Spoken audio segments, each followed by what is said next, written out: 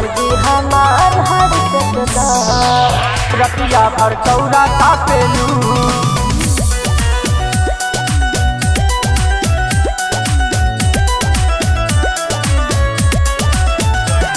देवर जी हमार हर सकदा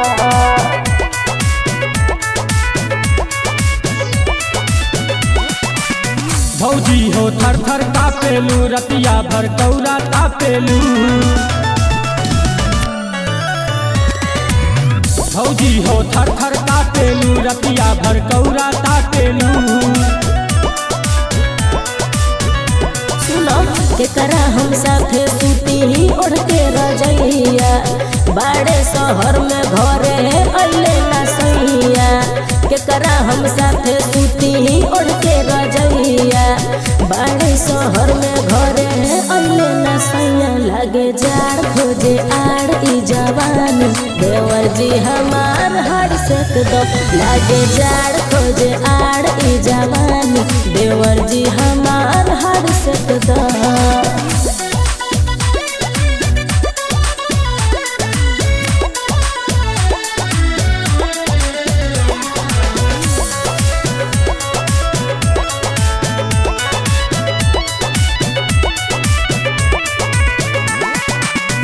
तू हमसे कहत बारू भौजी गलत करते हरकत बारू भौजी। कहतनी सुनो न शरम कर देवरू हमारा के जल्दी गरम कर देवरू।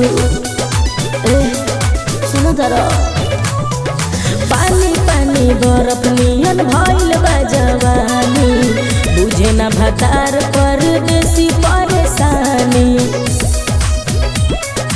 बानी भरपूर तकलीफ में कसम से कद हमार काम तू की मत लेला हमसे।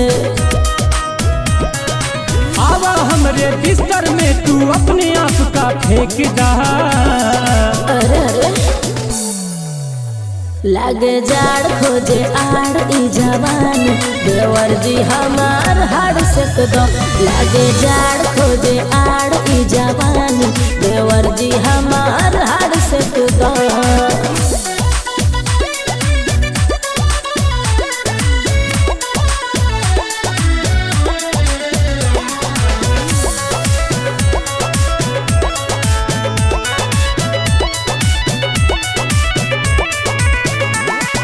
जब जब हट के देखत बारू भौजी करते खराब नियत बारू भौजी। लगे आवा हमसे बढ़ाओ जनी दूरी बुझाए देवर जी हमार मजबूरी। हो देवर जी हो दैया सुकूर गइल बाटे जड़ा में ठिठूर के बटूर गइल बाटे। बहुत सतावता महीना दिन सरदी अइले ना शहर से शिवा गांधी बेदरदी। कितना ठंडा भइल बारू ध्यान लगा के देखे दा।